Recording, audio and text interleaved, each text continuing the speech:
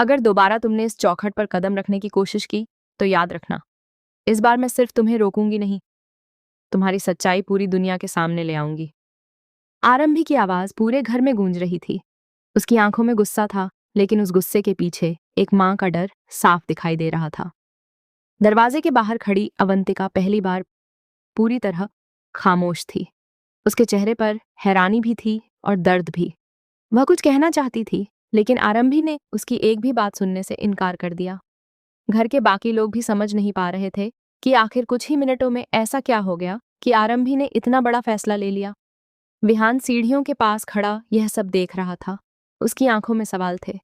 वह समझ ही नहीं पा रहा था कि जिस डॉक्टर पर पूरा परिवार भरोसा करता था, आज उसी को घर से निकालने की नौबत क्यों आ गई।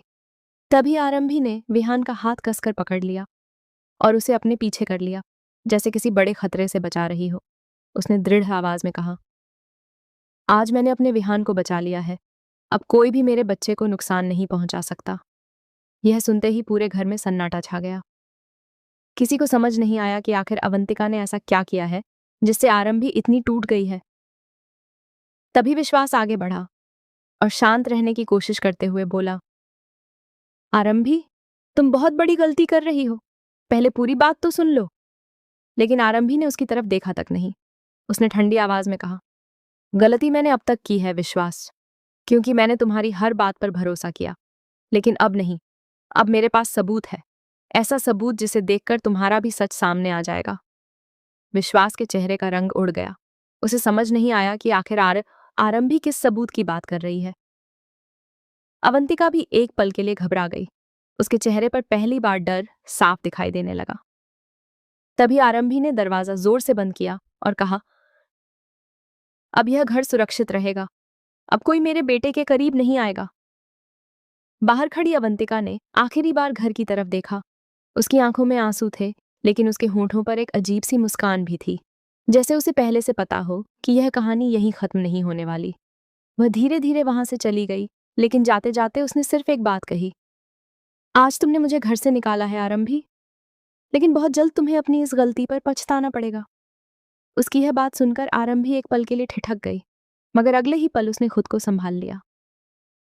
वह जानती थी कि अगर इस समय वह कमजोर पड़ी, बड़ा कन्या सिरे ही गोरी, तो उसका पूरा परिवार खतरे में पड़ सकता है। उसने तुरंत विश्वास की तरफ देखा और गंभीर आवाज में बोली, विश्वास, मुझे तुमसे अकेले में बात करनी है। दरवाजा बंद करके अंदर आ जाना। आज कोई भी इस कमरे के बाहर नहीं आएगा, और याद रखना, घर की बातें घर के बाहर नहीं जानी चाहिए। इतना कहकर वह तेज कदमों से कमरे की तरफ बढ़ गई।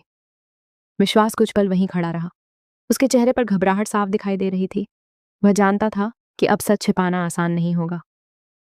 कमरे का दरवाजा बंद होते ही आरंभी ने मेज की दराज खोली और वहां से एक फाइल निकालकर विश्वास के सामने रख दी। फाइल के अंदर कुछ मेडिकल रिपोर्ट्स थीं, कुछ तस्वीरें थीं और एक पेन ड्राइव भी थी। विश्वास ने जैसे ही उन कागजों पर नजर डाली, उसके हाथ कांपने लगे। उसने घबराकर पूछा, यह सब तुम्हें कहाँ से मिला? आरंभी ने बिना पलक झपकाए जवाब दिया, इतना जान लो कि सच कभी ज्यादा दिनों तक छिप नहीं सकता। मैं पिछले कई दिनों से सब पर नजर रख रही थी। मुझे हर छोटी बड़ी बात पर शक होने लगा था, और आज मेरे पास हर सवाल का जवाब है। विश्वास ने तुरंत फाइल बंद करने की कोशिश की, लेकिन आरंभी ने उसका हाथ रोक लिया। अब नहीं विश्वास, अब यह सच सिर्फ हम दोनों के बीच नहीं रहेगा। अगर मेरे बेटे की जिंदगी से किसी ने खिलवाड़ किया है, तो उसे उसकी कीमत चुकानी पड़ेगी, चाहे वह कोई भी हो। कमरे के बाहर पूरा परिवार बेचैनी से दरवाजे की तरफ देख रहा था।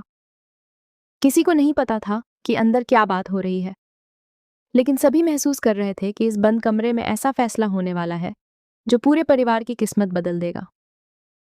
और ठीक उसी समय घर के बाहर खड़ी एक काली कार के अंदर बैठी अवंतिका ने अपना फोन निकाला। उसने किसी अनजान व्यक्ति को कॉल मिलाई और धीमी आवाज में कहा,